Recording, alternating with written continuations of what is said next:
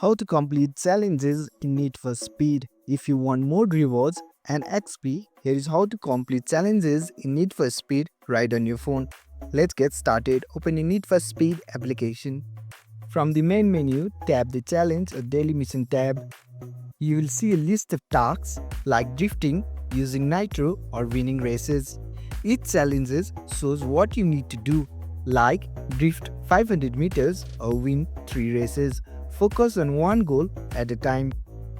Choose events or story mission that helps you complete those tasks, like sprint race for nitro or corners, heavy track for drifting. Some challenges are easier with certain cars. Use high handling cars for drifting tasks as fast cars for speed based ones. Once you finish a challenge, head back to the challenge tab and tap claim to collect your rewards. And that's how you complete challenges in Need for Speed on your phone. Thanks for watching. If you found this helpful, give it a thumbs up and consider subscribing for more tutorials. Drop a comment if you have question or suggestion for future videos. And don't forget to check out our playlist.